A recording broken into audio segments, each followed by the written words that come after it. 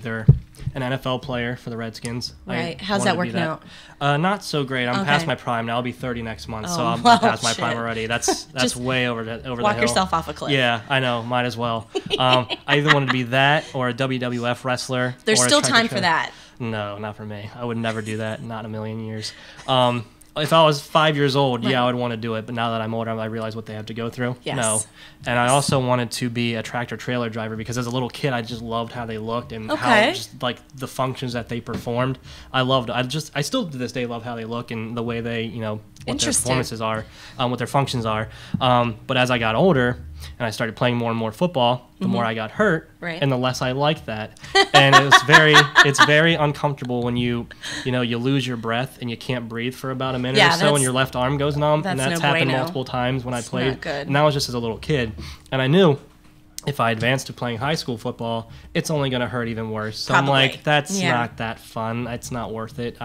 Even back then, I knew how important not getting hurt was and how unfun it was. So I quit, and I thought I stopped playing after my after what was it, 2000. I was done playing football after that. I'm not going to high school. I'm gonna get killed. I'm not gonna have fun. Correction, you did go to high school. I did go to high school, but I did not play football there. Correction. Okay. I don't think I'd be on this show if I didn't go to high school. I mean, that's a prerequisite. Then I realized what's the next best thing to being a Redskin or being an NFL player, covering them. So ever since I was 13 years old, my mind has been set on covering local sports, specifically the Redskins. And the next summer, I was asked by my mother, who worked at What's Up Magazine in Annapolis at the time. She said that her boss said that she would want me to write a story for them about the Redskins and Ravens and preview the 10 players to look for both teams in the upcoming training camp. And I thought she was joking at first. I said, that's not funny. I just stopped playing football. Don't do this to me. Now that you know what I want to do for a living, don't tease me like this. Don't dangle the carrot over me like that. That's really rude. She said, okay, if you think I'm joking, whatever. And I'm like, wait, all right, so you must be serious if you're walking and turning your back on me. So I took the opportunity, and I had my first article published when I was 13. And that kind of got the ball rolling for me wanting to keep doing that. Then at South River High School in Edgewater, I was the co-sports editor of the high school newspaper there, The Current, for my final year and a half there. And my co-sports editor has been covering the Pittsburgh Pirates for the Pittsburgh Post-Gazette, Bill Brink, for the last at least 2, 3, 4, 5 years now. That guy has been super successful. He went on to Notre Dame, worked for the LA Times. Now he works for the Pittsburgh Post-Gazette. So, South River breeds some good journalists, I think. Not that sounds I'm biased like or anything. I've never been to this magical place. It's a beautiful place. It's actually just an average-looking high school, but it has some really cool people in there. So, is there any sort of shrine to you at this high school? If there is, I don't know about it. But I've put in the good word that I should have one up there. I don't know why there's not a statue of me up there right now. I think that way about my high school all the time. Where's my invite, guys? This statue. Where's the unveiling invite? Come on, guys. So from then, I didn't take the stereotypical route of going straight to college. I went to Anne Arundel Community College after that. I took a semester off, actually. I'm like, you know what? What was it, 14 years of school, counting kindergarten and preschool. I'm like, I've had enough school for a while. Let me take a semester off. Then after that, I spent 5.5 years at Anne Arundel Community College because I was working full-time and then going to community college part-time. And after that, I advanced to the wonderful world of University of Maryland, one of the best journalism schools in the country. Actually, no, not one of the best, the best. Sorry, Syracuse, Arizona State, Northwestern. Sorry about Missouri. you guys. That too. Yeah, sorry about you guys. Maryland's the best. I'm not biased at all. It's just the truth. I just speak truth here. It's still Maryland. It's the best journalism school in the country. Thank you very much. Unlike Wyoming's. Thank you. Well, no, that's actually factual. The University of Wyoming is not in the top tier of journalism schools. However, University of Wyoming is in the top tier for education for your dollar, engineering, education. It costs $5 to go to University of Wyoming. Well, I don't know what it costs anymore, but when I was there, it was like $2,000 a semester. It is quite. Wow. It's quite. Must be nice. It's a good bang for the buck. That's for sure.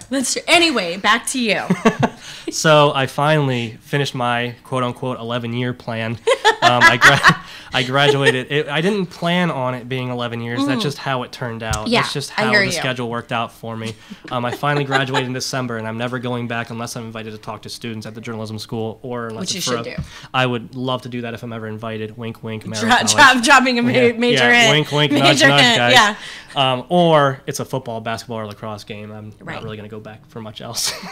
No need Because to. I'm not a big fan of school, but I knew if I wanted to make it in the journalism world, I need that piece of paper that says bachelor's on it. Yeah. That's kind of important. Kind of so important. I got it in December. They mailed it to me a few weeks later. I have it. I'm not getting rid of it. I'm Right. keeping You're going it to frame forever. it. You're going to put it on the wall. Visual proof, in case no one believes me, That's I have right. proof of it. Yeah. It's in my apartment. I have it. I have mine framed as well because no one believes that any institution actually awarded me a degree, let alone multiple degrees. No one ever believes it, but I really can write. So you're out here, you're doing your thing, you're reporting, love it. Who has been the best interview you've ever gotten? Most memorable? There have been quite a few. I think for me, one of the ones that stand out the most, the answers I got were not that memorable. But Okay. it was Cal Ripken Jr. Because as a little kid, and growing up in this area, the central, Yes, of the course. Mid-Atlantic, Cal Ripken's like the end-all be-all Right. from my childhood. Right. He was the greatest baseball player, at least in this area. Right. And everyone idolized him. He was a great role model, still is. Yep. He's someone you look up to. That's how you play the game. That's how you Right. behave. That's how you represent the game and represent yourself for Right. generations and generations. So one day he was helping Chris and his. They have a foundation in his father's name where Yep. they go and christen and refurbish all these baseball fields around the area and Yep. around the country. And he just so happened to be 200-300 yards behind where we were working. So my boss and I at the time walked back to the field that he was at and interviewed him for about 6 minutes or so. Right. And on the outside, of course, I was professional, was composed, didn't break my stance once. Mm-hmm. I was perfectly fine, but inside I was like, this is freaking awesome. Yeah. This is so cool. This is so much Yeah. better than an autograph. This is just something that I'll remember for the rest of my life, getting to interview my favorite childhood baseball player. Right. And it was right before I think it was a day or two before the MLB draft where his son was eligible to be drafted again. He was drafted a couple years before, I believe, by the Orioles, but chose to go to college. Right. And I knew the Nats and the Orioles were still interested in him again this time around. And I asked Cal, I said, would you be willing to turn your back on all your Orioles fans and wear a Nationals jersey with your son's name and number on it? Right. And of course he gave me a non-answer. Right. But the fact that I still got to joke around with him a little bit and, Right. and have a little conversation with him was really cool. And it's something I'll remember forever. And it's always really refreshing whenever you meet a athlete or a celebrity or even an executive and they're just as great in person as you expect them to be, which is Exactly. a huge piece of branding. I actually have two Cal Ripken instances. So Let's hear it. so I used to fly out of BWI a lot at one point in my career, and BWI was just the most logical airport to fly out of. And 2 flights back to back. This was before people could be TSA pre-cleared. 2 flights back to back. Cal Ripken and I were in line at the Really? same time together. And so the first time we were in line together, we chatted, and he was lovely, very, very nice, and we chatted about absolutely nothing for about 15 minutes. But the best thing is that literally weeks later, I saw him again. We were literally I was literally right behind him again in line. And not only did he remember my name, but he remembered what we talked about. And he was like, oh, it was great to talk to you. Wow. And he was like, did you make it to XYZ city, the city I went to the last time I saw him? And I was like, get out of town, buddy. You're something else. And again, we had a very pleasant He exchange. didn't say, are you stalking me or anything like that? No, there was. This can't be a coincidence. I didn't get a letter in the mail from his attorney asking me to keep a very safe distance away from him. Cease and desist Yeah, flight I from did not get BWI. a cease and desist. No, he was absolutely lovely, and it was so refreshing to see him not once but twice. And he was pleasantly delightful both That's times. awesome. And I know that The odds of that are super slim, even though he lives in the area. So he moved to Annapolis recently. But Right. even though he still lives in the area, that's like, what are the odds of exactly. booking a flight behind some other person twice in a row? Literally, we're in the security line twice next to each other. I'm like, this is like some sort of cosmic whatever in the universe. What was your icebreaker? Was it, I'm not stalking you? I swear. The first time I was behind him in line, the icebreaker was I hit him with so I had my purse on top of my. You assaulted the Iron Man? I- That was your icebreaker?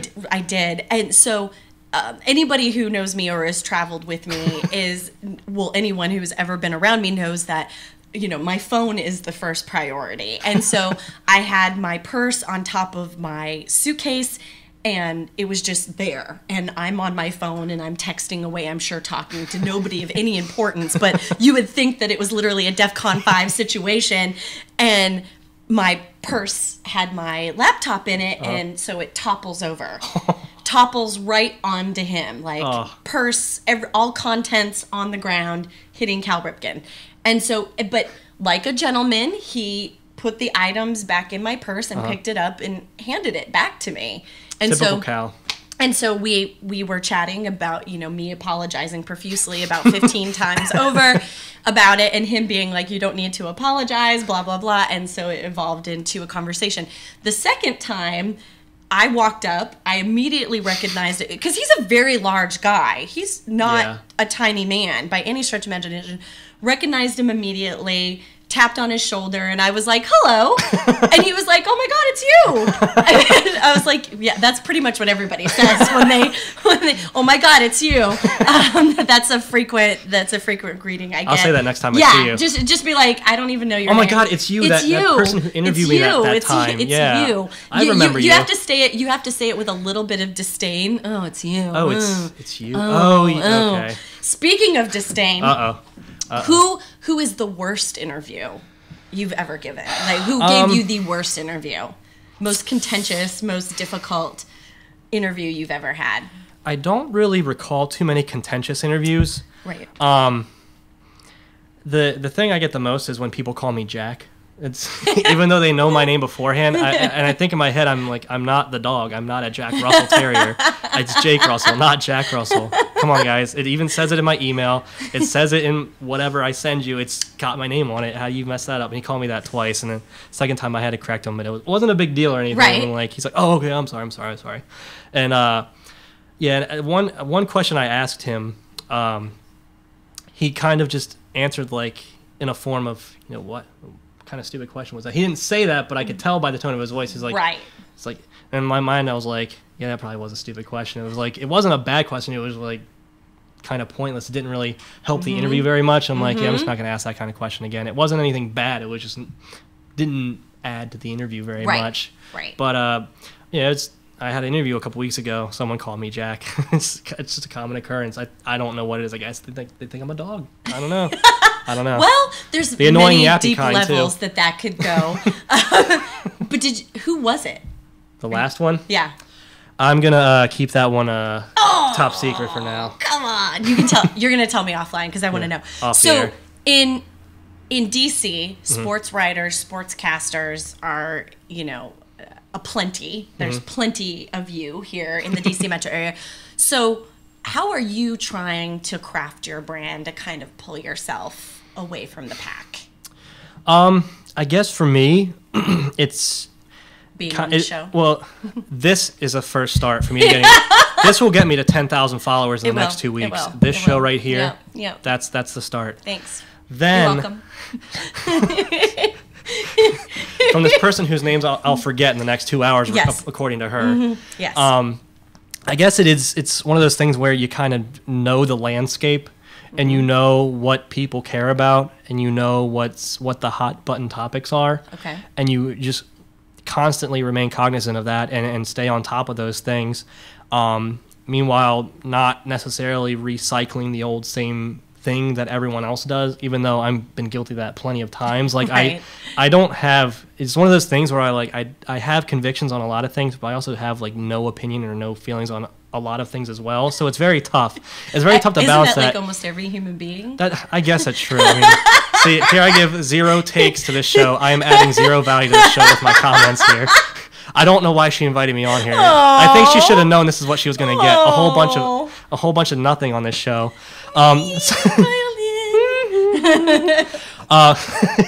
So continue. I try to also, if I have super strong takes, I'm not trying to be a columnist or like a hot take artist. So I try to temper my feelings on things. Like I have a lot of feelings on things that have been happening, and I keep that to a very, very dull roar because I just don't really have the time or much of the patience to deal with people getting an attitude with me, which most of the time, since nobody knows who I am, I don't deal with many people who want to argue with me anyways, or who care about what I say, or get mad enough at what I say to argue with me.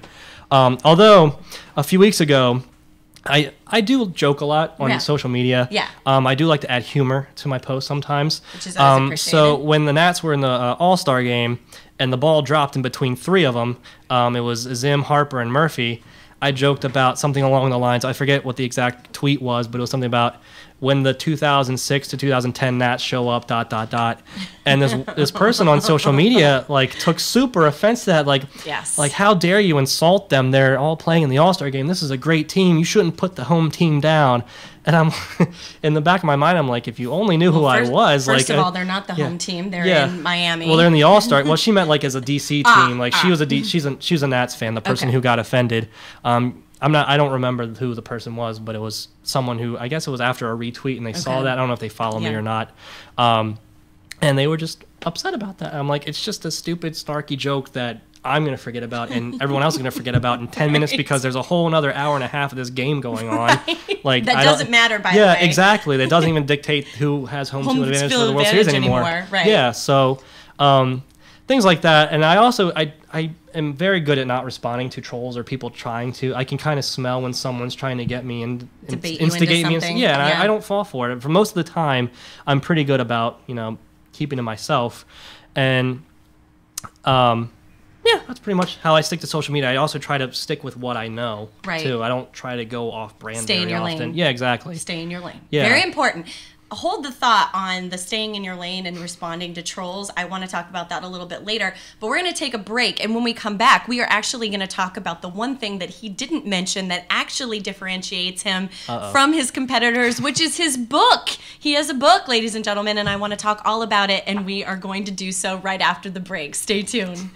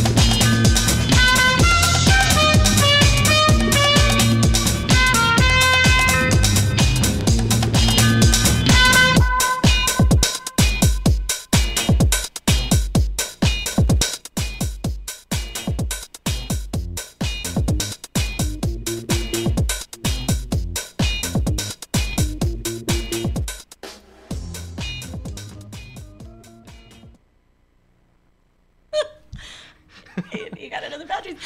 And we're back. Hi, thanks for joining us. That was really high. There was a high pitch. Hi, Welcome back. Thank you for joining us. If you'd like to join the conversation, please do so on Twitter at LTP Brand Radio or on Instagram at Let's Talk Personal. Before the break, we were getting to know Jake, not Jack, Jake, who is a staff writer for the Washington Post, but is also an author, which I'm super excited about. Your book. Ta-da. Yes. 100 Things Nats fans should do before they die, right? 100 things 100 Nationals fans should know and do before they die. Okay. 100 things. Tell me why this book, why you, why now, why did you write this? Well, I started writing this a couple years ago. I was used to working full-time, part-time, and going to school simultaneously. Then when I was working part-time... You don't have to rub it in that you're an overachiever. I'm not rubbing it in. It's the reason I have gray hair, working all this, juggling all those jobs and all those classes. So when I was just working part-time and going to school, I had a lot of time during the day to fill. Right. I'm like, this might be my Thompson Creek window of opportunity. Nice plug here for the show.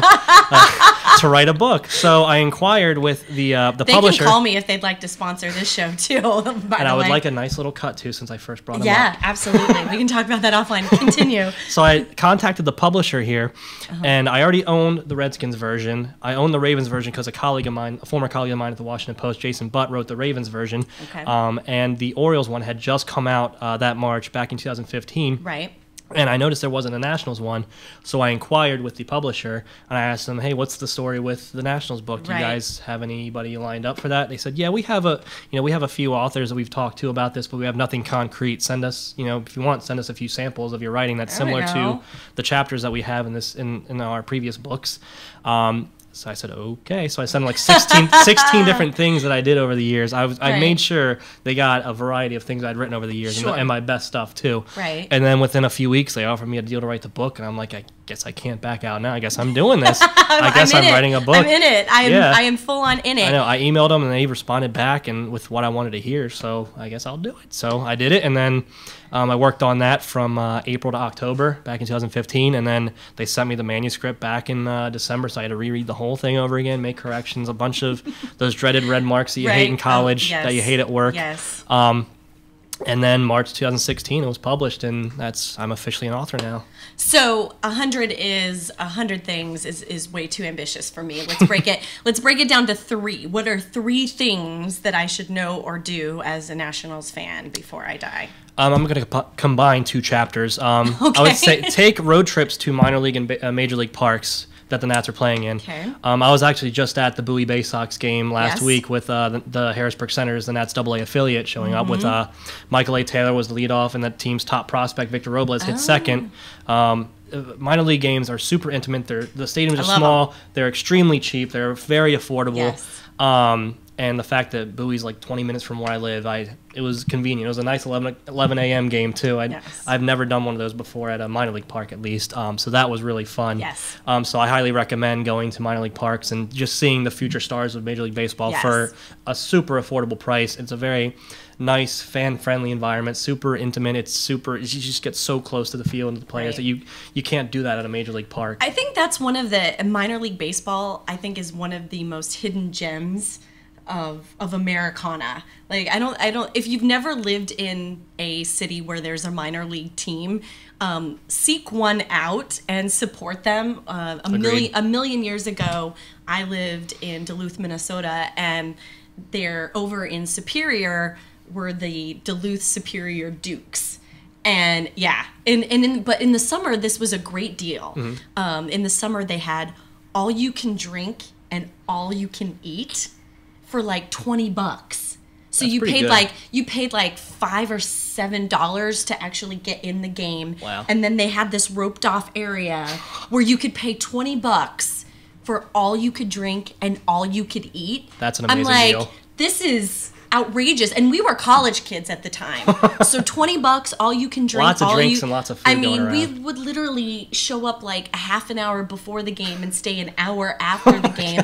We never watched the game. Like I don't ever recall like standing there watching the game, but I don't remember being at the stadium, but I remember being food. At the stadium. I definitely remember being at the stadium. I don't remember a game happening either. It's a great stadium. Had a lot of fun. But also, like this summer, I went down to Nationals and the Mets spring training. Oh, nice. I actually haven't done that, so I'm kind of a hypocrite. That's one of my chapters too. Go to spring training. You must go to spring training. I will tell you, this was my first time, and I had so much fun. Like it was kind of a work/personal trip.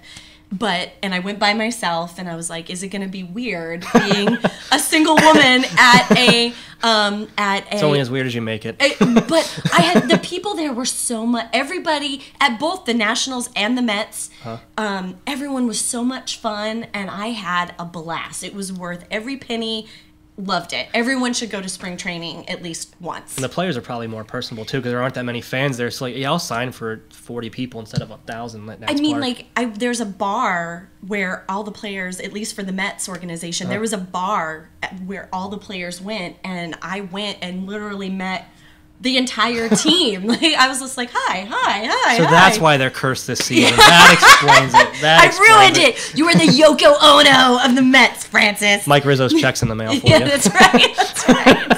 That's right. Thank me. No, like, everybody was so nice and so welcoming, and it's relaxed, it's fun, it's family friendly, as long as you stay away from the bar, the outdoor tiki bar. But if you've never been to a minor league game, go out and support these players. They need all the support that they can get. It's true. Most of these guys are not making any money or very little money, and they're trying to pursue their dreams, so they need your support. But also, minor league teams this summer have been on their game for promotions, changing their names temporarily. I mean, I follow a lot of minor league teams on social media, and like, what was it, Tommy John surgery night? Oh yeah, I actually did a book signing at the Potomac Nationals that night too. It was great. Tommy John night. Yeah, they had a figurine with a little, you could see inside the elbow, and they had a little, I think it was either a UCL or a PCL that you could take out, a removable UCL. It might be a PCL. I don't know. I'm not a doctor. Right. But you could take it out. It's like one of the most creative things you could ever think of. It was hilarious. And I mean, there's a great minor league team out in California. The tacos. Yes, I follow these people. They're fantastic. Their social media is on point. I love them. I love all of their promos. The Lehigh Valley Iron Pigs with a strip of bacon on their hat. Yes, they are fantastic. They market like crazy. Their brand, solid. And it's also good because minor leagues can get away with this. Yes. It's supposed to be fun, out of the ordinary, out of the box, family friendly, creative. And it's really cool to see what they come up with every summer. One minor league team that I think has so much brand cachet but doesn't leverage it at all, Durham Bulls. They're kind of blasé. I mean, they do have a movie about them. That's one of the best movies of all time, in my opinion. Yeah, that's pretty good promo for them. But right now, it's very blasé.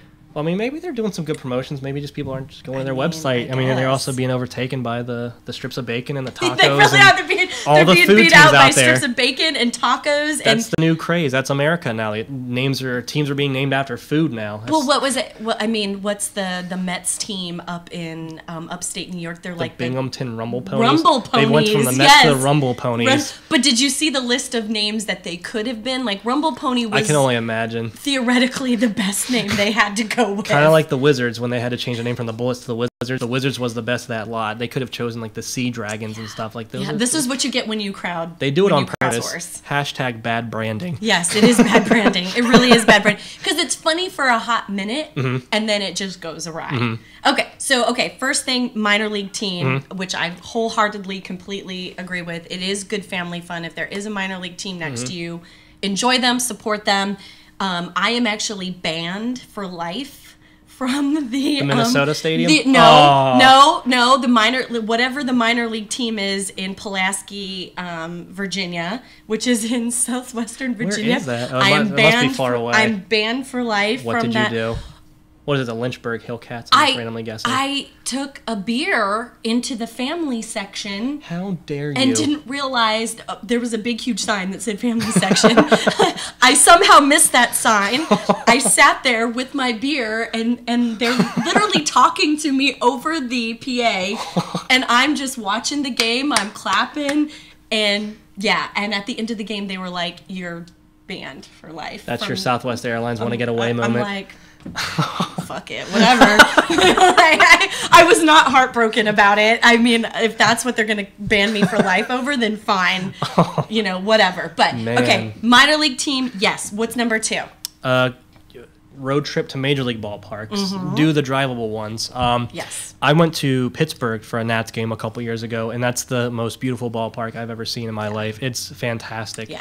The only critique I would really have is at how small the stadium is. The concourse isn't big. There's only 2 decks of the stadium. Yeah. The concourse is super tight and compact. It only holds about 35 or 38,000 people, I think. But the view is, I think, second to none. Like, people, whenever I talk about that, people keep saying, yeah, but what about San Francisco? I'm like, yeah, you can see water. But that's it. You can with Pittsburgh, you can see the water. You can see the skyscrapers that, when you look at them, you know that's Pittsburgh. Right. And you see the bridge going across that people walk over. I think that's super cool, and it's very intimate, and it's just unique to that city and that team. It's the best view I've ever had in any ballpark. Ugliest even view. Though, man, that's a tough one. I mean, there's so many new ballparks. I guess Marlins Park is beautiful, but if you look at that sculpture, that's the ugliest view. I mean, that thing's terrible. I think Derek Jeter has the right idea of wanting to take that thing down when he buys the team. I know that speaks to the culture of the city and like the personality of it, but it's just god awful. It's so terrible, and like all these really bad. I don't know how it hasn't broken yet. All the baseballs that get trapped in there and probably mess with the mechanisms and stuff. Like, it's just so ugly. Like, I'm sorry. The maintenance guys like hate it. Yeah, I mean, I can only imagine. Like, I just don't understand. Like, I don't know. I mean, that's why I'm a writer and not like an architect or a designer or anything like that. Because I mean, if I had it my way, it would just be like maybe something simple, like one Marlin going back and forth or a couple Marlins, but not this whole gaudy, every color of the rainbow Miami. Sculpture. I mean, that's what they do down there. Apparently, that's how they and it's roll. funny because the rest of the stadium is just like plain white with a retractable roof, but inside it's the rainbow just threw up all over itself. It's amazing. That's like, I mean, it's a beautiful stadium, but just they need to get rid of that thing and replace it with something else. I mean, there's so many things about Miami that you could do to like replace, like put a statue of The Rock out there. That'll be so much better. That'll be so much better.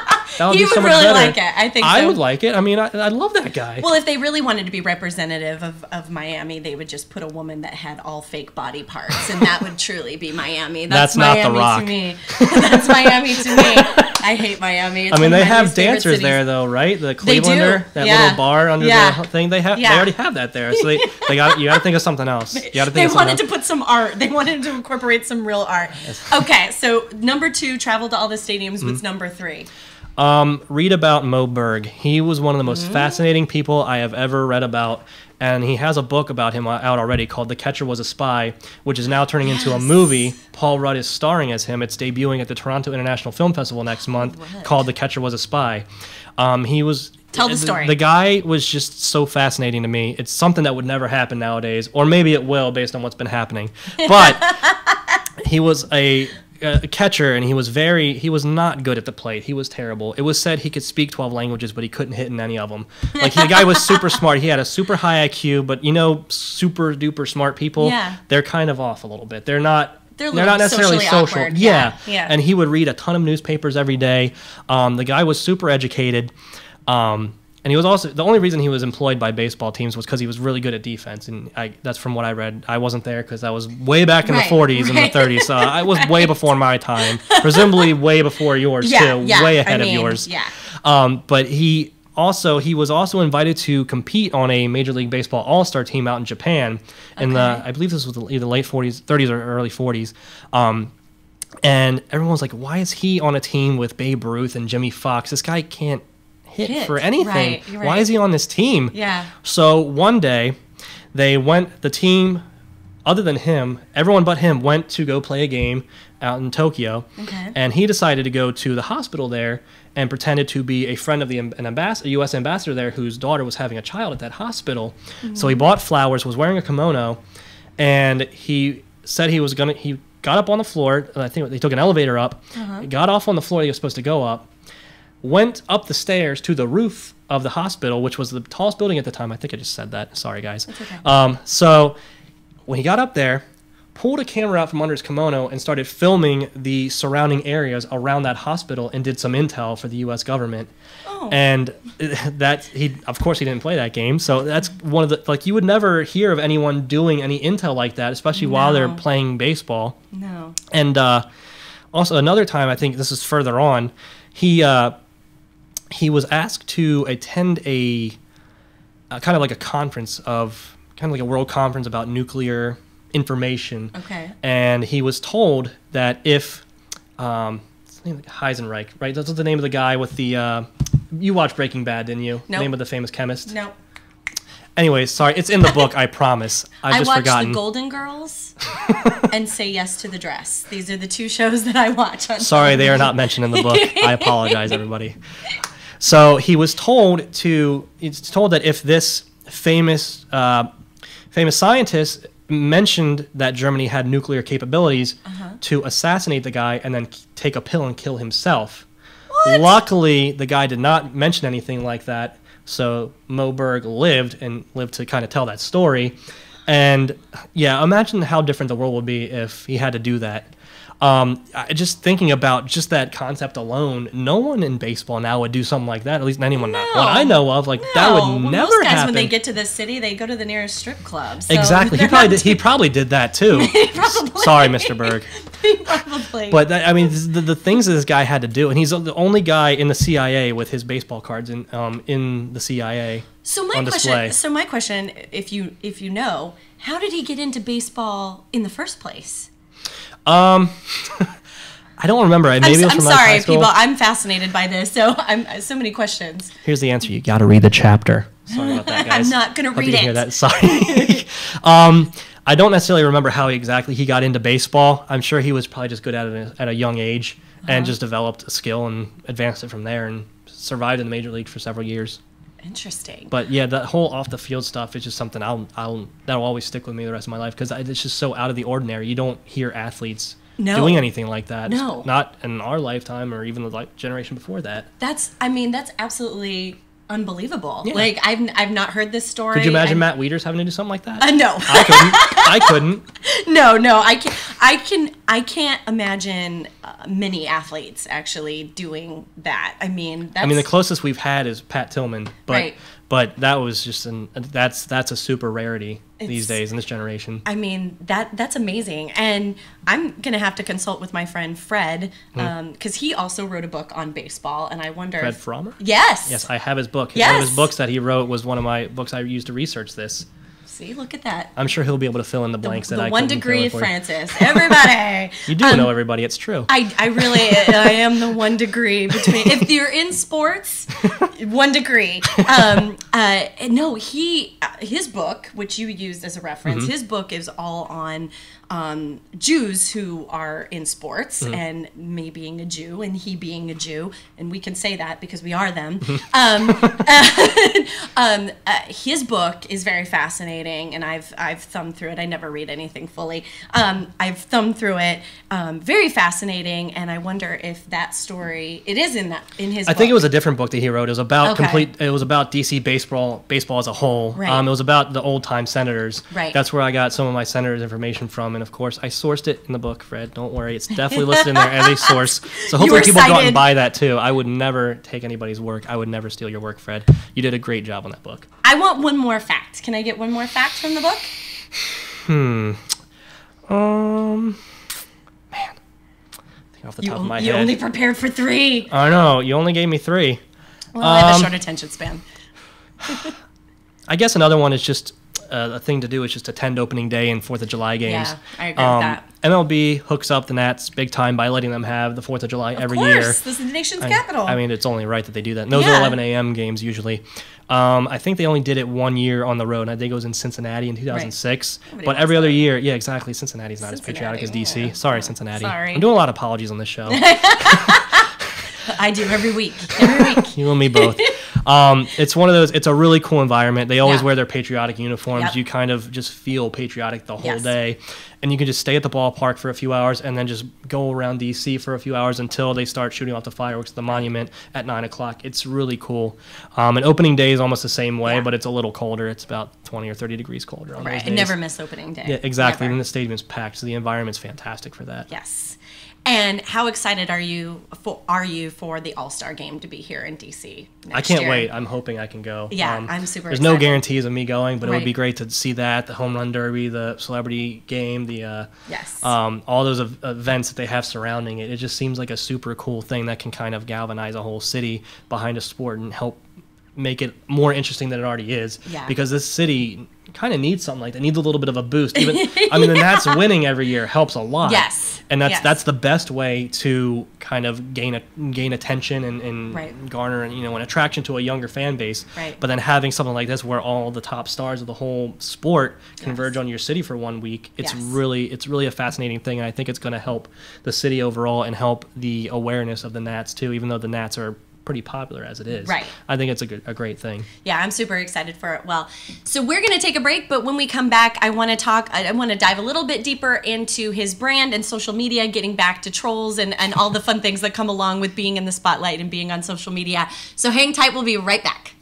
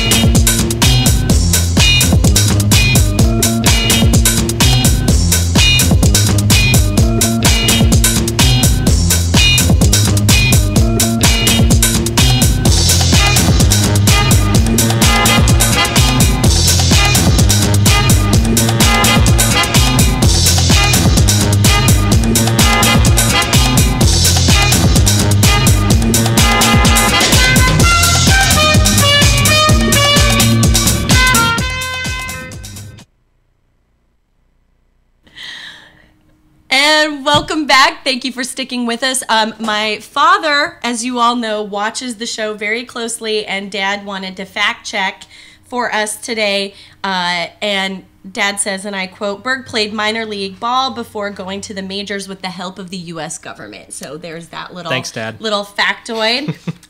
Speaking of Dad, after last week's show where Rob suggested that Dad come in and appear on the show, I did get a couple of emails about that.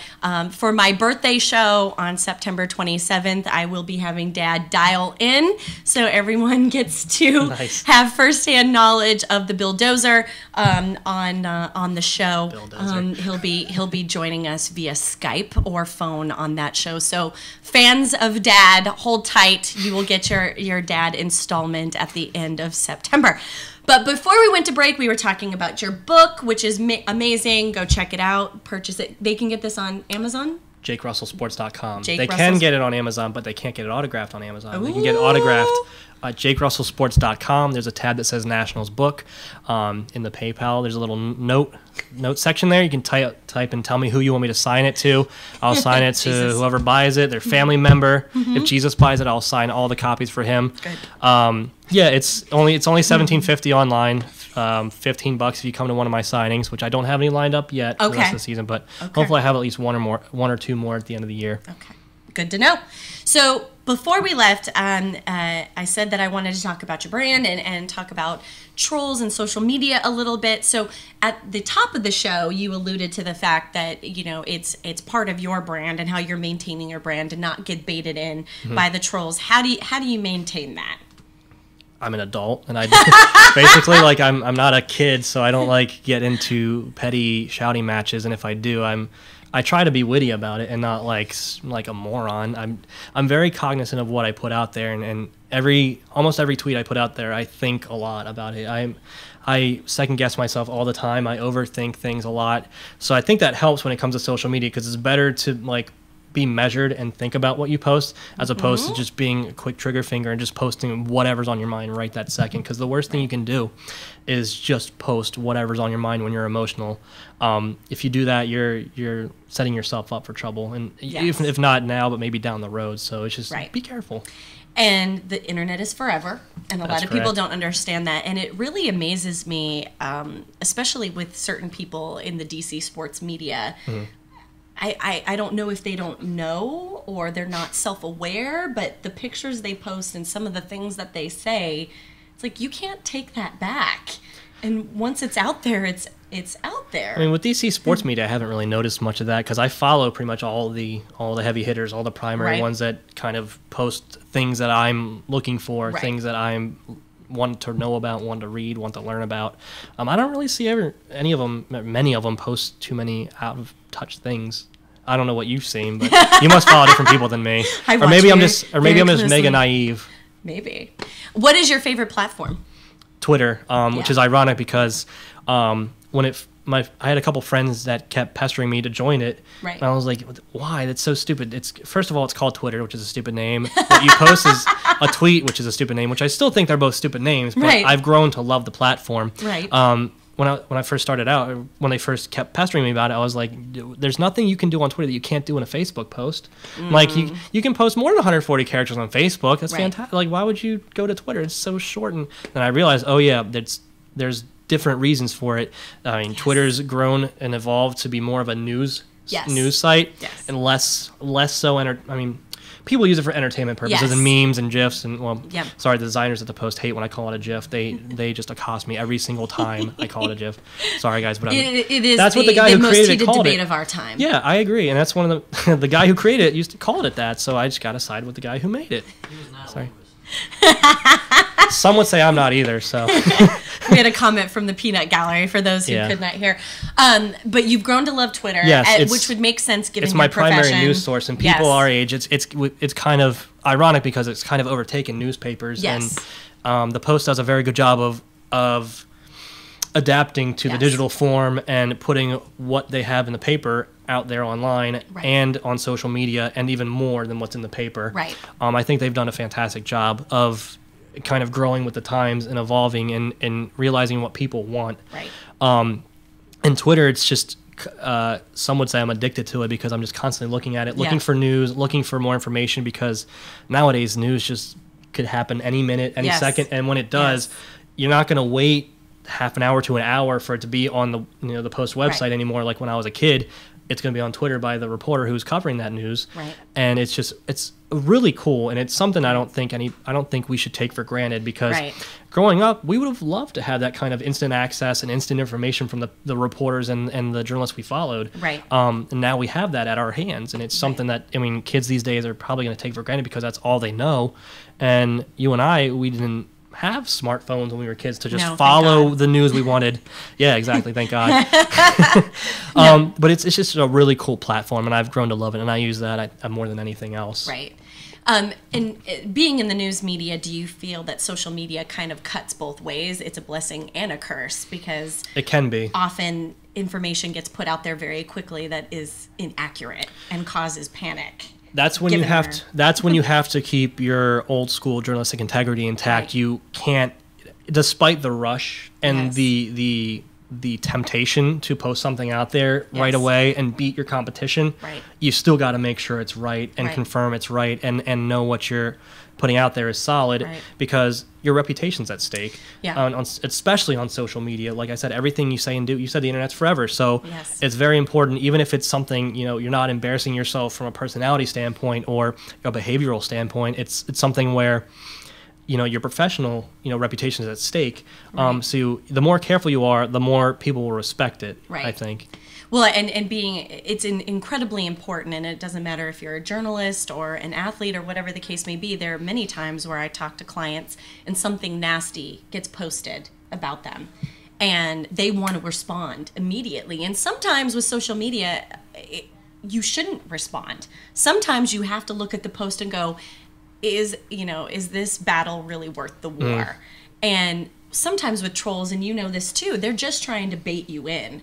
And sometimes it's good to just ignore it and let it go. Exactly. And, I had a post several weeks back with Kevin Durant, this woman that nobody, could identify at first, was literally baiting him into a very nasty conversation, and he kept engaging. I remember that, And I'm like, I literally watched this go back and forth for several minutes, and it was like, what are you doing? Stop. I think that's a case where he's at the top of his profession. Right. And it's, he's not doing anything criminal, and he's I think part of him also wants to express who he is as a person, and the way he answered was very human and very normal, and it wasn't necessarily brash. It was just honest and just straightforward. Right. And I think he also just doesn't care, because it's not going to hurt his brand.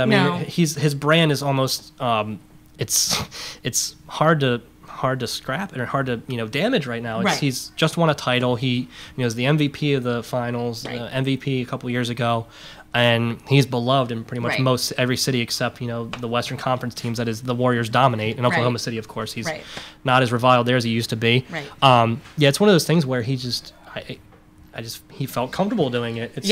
But sometimes the battle is not worth the war, in my opinion, and that was one where I was like, where are you trying to go with this? It also depends on who you are in the context of the conversation, absolutely And it was just a very bizarre to me, and back and forth. Before we have to wrap up, who do you think is putting out the best content right now? It's just recently popped up. I love what Scott McCloughan is doing, the former Redskins general manager. I was hoping you would say that. I mean, it's probably recency effect. I know there's others that probably have better Twitter accounts than him, but right now it's very cool to see him give his honest insight. It would have been nice if he joined 2 years ago while he was still general manager. He would have obviously had measured responses and not done anything to divulge information from the team or anything, but it's still really cool to pick the brain of one of the smartest football minds there is in that sport, and it's just giving honest answers from a variety of fans from around the league, and just the way he's approaching. I think he's doing Twitter correctly. It's really cool to see, and he answers also questions like, is pineapple a proper topping for a pizza? So he throws those curveballs in there too. It's pretty cool to see. I too enjoy what he's doing, and I'm glad that I like him, so I was happy to see him join on. This conversation could go on and on, but unfortunately we can't. So I thank you all for tuning in this week. Thank you, sir, for joining me. Get his book. It's fantastic, I'm sure. Good plug, thank you. Right, yeah. I'm sure it's great. Tune in next week when I have one of my dearest and oldest colleagues, DJ Johnson, who will be fresh off his trip from ASAE in Toronto, joining me right here. So tune in as we talk about all things brand and association management and all things in that world. Again, I'm Frances Reimers. This is Let's Talk Personal, and thanks for joining us.